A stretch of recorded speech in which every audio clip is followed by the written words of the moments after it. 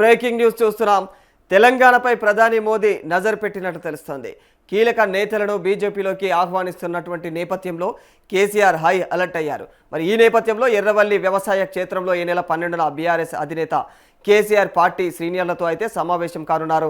మరి ఈ భేటీలో ఆ party working president KTR, party ప్రధాన కార్యదర్శులు, మండలి శాసనసభాపక్షాల ఉపనాయకులు పాల్గొననున్నారు.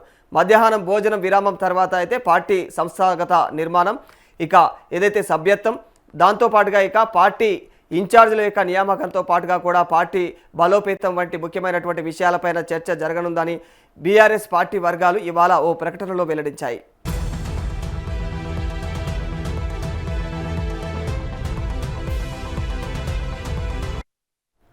మరోవైపు తెలంగాణ రాజకీయ క్షేత్రంలో పాగా వేసేందుకైతే భారతీయ జనతా పార్టీ తన యొక్క వ్యూహాలకు పదును పెడతా ఉంది.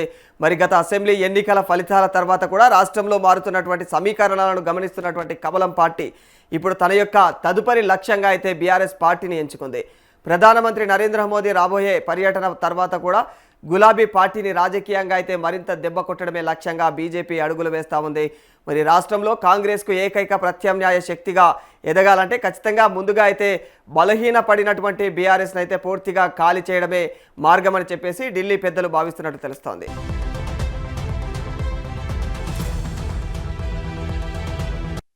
రాష్ట్రంలో ప్రస్తుతం కాంగ్రెస్ అధికారంలో ఉంది. బీఆర్ఎస్ ప్రధాన ప్రతిపక్షంగా ఉంది.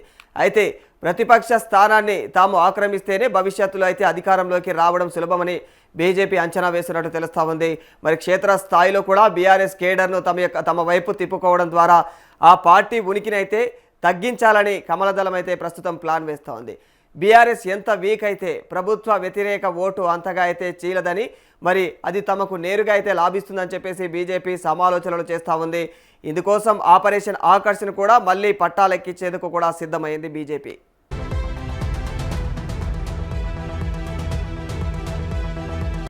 ప్రధాని నరేంద్ర మోదీ తెలంగాణ పర్యటన తర్వాత రాష్ట్ర బీజేపీలో భారీ మార్పులు ఇక ఉంటాయని చెప్పేసి కూడా సంకేతాలు అందుతూ ఉన్నాయి.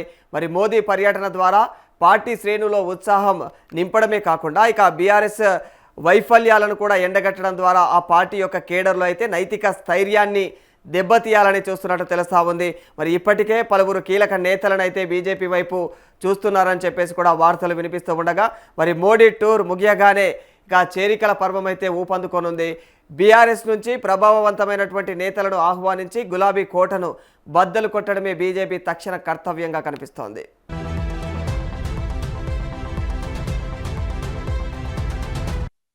ప్రస్తుతానికి బీఆర్ఎస్ను టార్గెట్ చేస్తూ ఉన్న అంతిమంగా మాత్రం ఖచ్చితంగా అధికార కాంగ్రెస్ను గద్దె దించడమే బీజేపీ లక్ష్యం. ఇక రేవంత్ సర్కార్ పైన పెరుగుతున్నటువంటి అసంతృప్తిని క్యాచ్ చేసుకోవాలంటే ఖచ్చితంగా ప్రజల గొంతుకగా అయితే నిలబడే ప్రధాన ప్రతిపక్షం తామేనని నిరూపించుకోవాలని చెప్పేసి బీజేపీ ప్రస్తుతం చూస్తూ ఉంది. మరి బీఆర్ఎస్ స్థానాన్ని తాము భర్తీ చేస్తే వచ్చే ఎన్నికల్లో కాంగ్రెస్తో నేరుగా అయితే ఢీకొనే అవకాశం కూడా దక్కుతుందని కమలనాథులు భావిస్తున్నట్టు తెలుస్తోంది. అందుకే ముందుగా గులాబీ పార్టీని ఏదైతే బలహీనపరిచి ఆ తర్వాత కాంగ్రెస్ వైఫల్యాలపైన పోరాటాన్ని ఉధృతం చేయనున్నట్టు తెలుస్తోంది.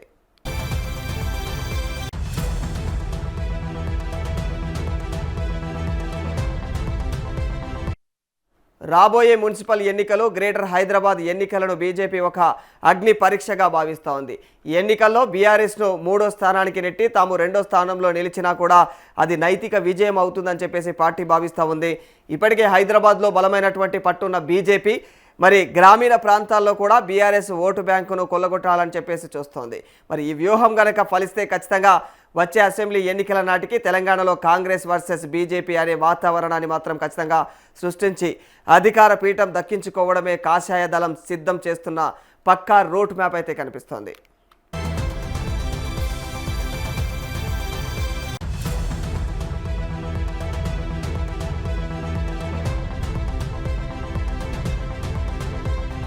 తెలంగాణ పర్యటనకు వచ్చినటువంటి ప్రధాని మోదీ సీఎం రేవంత్ రెడ్డి ఊహించని ట్విస్ట్ ఇచ్చారు. మరి తమ యొక్క పార్టీతో కలవమని చెప్పేసి ఆయన కోరడం అయితే అందరినీ ఆశ్చర్యానికి గురిచేసింది. గత 10 ఏళ్లలో అయితే గుజరాత్కు ఇచ్చినంతనే తెలంగాణకు కూడా ఇస్తాం, మరి నాకు తెలిసి అలా చేస్తే తెలంగాణ రాష్ట్ర కేటాయింపు సగానికి తగ్గుతాయి మరి అని చెప్పేసి కూడా మోదీ అయితే తెలియజేశారు. అంతేకాదు మాతో కలువు అని చెప్పేసి కూడా కోరారు. మరి ఈ వ్యాఖ్యలతో అయితే హెచ్ఐసిసిలో అయితే నవ్వులు విరబూసాయి. సీఎం రేవంత్ రెడ్డి కూడా పకపకా నవ్వేశారు.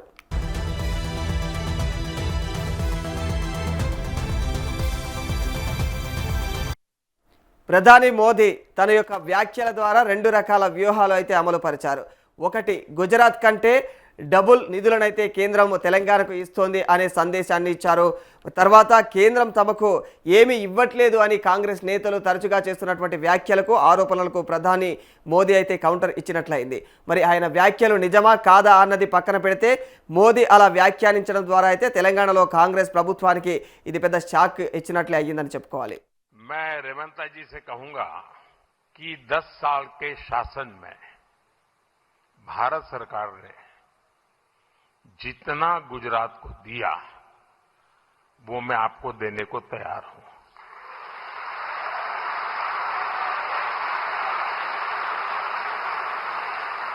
लेकिन मेरी जानकारी से मैं आपको बता देता हूं कि जैसे ही मैं ऐसा करूंगा आपको जो अभी मिल रहा है वो आधा हो जाएगा.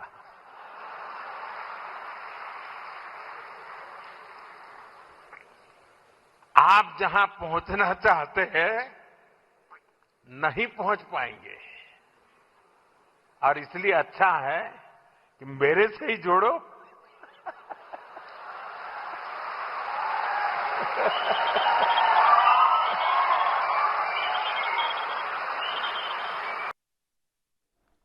తెలంగాణలో కాంగ్రెస్ నేతలు తరచుగా బీజేపీ బీఆర్ఎస్ ఒకటే అని కామెంట్ చేస్తూ ఉన్నారు. మరి ఇది బీజేపీకి తలనొప్పిగా మారిపోయింది. ఇలాంటి పరిస్థితుల్లో ప్రధాని మోదీ మాతో కలువు అని రేవంత్ రెడ్డిని వ్యక్తిగతంగా పార్టీలోకి ఆహ్వానించినట్లయిపోయింది. మరి దీని ద్వారా రేవంత్ రెడ్డి ఇంకా బీజేపీ మనిషి అని చెప్పేసి అయితే బీఆర్ఎస్ చేస్తున్నటువంటి ఆరోపణలకు పరోక్ష బలం ఇచ్చినట్లయిపోయింది. నిజానికి రేవంత్ బీజేపీ మనిషి కాకపోయినా కూడా ఇలా పీఎం అనడం ద్వారా అయితే ఇది కాంగ్రెస్కి సమస్యగా మారిపోయింది.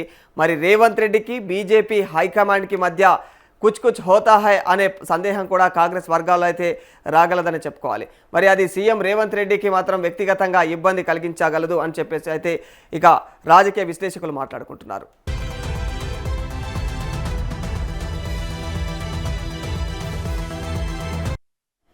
ఇలా ప్రధాని మోదీ తన ప్రసంగంలో వ్యూహాత్మక వ్యాఖ్యలు చేసి సీఎం రేవంత్ రెడ్డిని చిక్కుల్లో అయితే పడేశారు.